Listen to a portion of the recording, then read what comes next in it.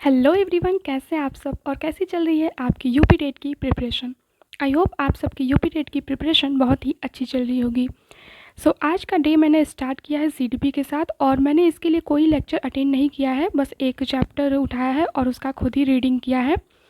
आज मैंने पढ़ा है आनुवंशिकता और पर्यावरण को, जिसमें बताया गया है कि जो बालक का विकास होता है उस पर आनुवंशिकता और पर्यावरण दोनों का प्रभाव पड़ता है बराबर। बच्चों का विकास के लिए पर्यावरण और आनुवंशिकी दोनों ज़रूरी होती है, ना कि एक चीज़ें। मैंने आज के चैप्टर में यही पढ़ा है और जो भी इम्पॉर्टेंट चीज़ें मुझे बहुत ही इम्पॉर्टेंट लगी हैं उसे हाईलाइट करते गई हूँ और उसे एक दो बार रीडिंग करते गई हूँ। इसमें मैंने यही पढ़ा है बाल विकास के बारे में, आनुवंशिकता और पर्यावरण के बारे में। मैंने आज का सबसे पहला जो स्टडी किया है वो सीडीपी किया है, वो भी खुद से रीडिंग करके। एक दो बार मैंने आप सबको बताया था कि बुक ले लीजिए और एक दो बार रीडिंग कर लीजिए, जब समझ में आ जाए तो उसके बाद हम अपना क्वेश्चन प्रैक्टिस करते हैं। एंड देन मैंने अटेंड की अपनी फ़र्स्ट क्लास, जो कि हिंदी की थी। और इस टाइम कुछ दिनों से मैं हिंदी थोड़ा सा नहीं पढ़ पा रही थी, मैंने आज सोचा कि हिंदी का पहले क्लास ले लिया जाए। मैंने फ़र्स्ट क्लास अपनी हिंदी की अटेंड की और आज का मेरा टॉपिक था कारक। इससे पहले मैंने पढ़ा था समास और उसके बहुत सारे क्वेश्चन प्रैक्टिस किए थे। एंड आज के टॉपिक में मैंने पढ़ा है कारक। क्लास अटेंड करते करते ही मैं कुछ नोट्स भी बना लेती हूँ, जो भी इम्पॉर्टेंट चीज़ें होती हैं उसे नोट्स करते जाती हूँ। और कुछ पढ़ने के बाद टॉपिक सर करवाने के बाद उसके बाद बहुत सारे क्वेश्चन प्रैक्टिस करवाते हैं, जिससे हमें ये भी क्लियर हो जाता है कि वो जो कॉन्सेप्ट है हमें कितना क्लियर है और उसको अभी टाइम देना है कि नहीं। आज मैंने हिंदी में कारक पढ़ा है और उसके बहुत सारे क्वेश्चन भी प्रैक्टिस किए हैं, जिससे समझ में आ गया कि कारक तो मेरा क्लियर है। एंड उसके जो भी इम्पॉर्टेंट क्वेश्चन के बीच बीच में जो भी इम्पॉर्टेंट चीज़ें बताई जाती थी उसको नोट्स भी किया है।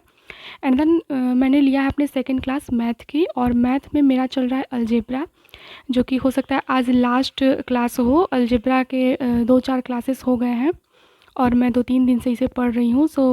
आज इसका लास्ट क्लास होगा। मैंने अलजेब्रा किया है और अलजेब्रा थोड़ा सा लेंदी होता है, क्योंकि इसमें बहुत सारे फार्मूले होते हैं, उसे याद करना पड़ता है, देन हम लगा पाते हैं क्वेश्चन। थोड़ा सा मुश्किल चैप्टर लगता है मुझे अलजेब्रा का, बट मैंने उसे अटेंड किया है एंड क्वेश्चन प्रैक्टिस भी किए हैं। और सबसे इम्पॉर्टेंट होता है क्वेश्चन को समझना। अगर हमने अच्छे से क्वेश्चन को समझ लिया फिर उसको सॉल्व करना बहुत ही इजी होता है।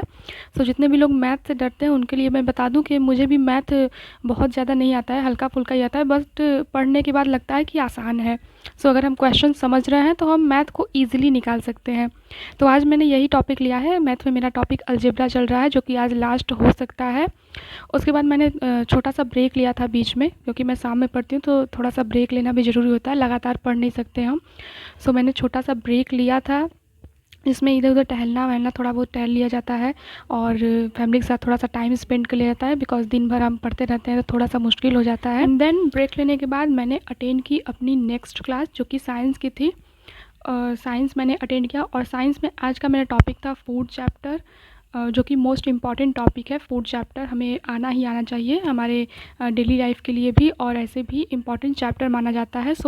मैंने आज अटेंड किया है फूड चैप्टर। उसके इस चैप्टर में हम फूड के बारे में सारी जानकारी लेते हैं, जो कि न्यूट्रिएंट्स होते हैं, माइक्रो न्यूट्रिएंट्स और मैक्रो न्यूट्रिएंट्स, इन सब के बारे में, जिसमें हमें कार्बोहाइड्रेट, प्रोटीन और बाकी सारे न्यूट्रिएंट्स के बारे में बताया जाता है। आज का टॉपिक मेरा यही है, फूड चैप्टर।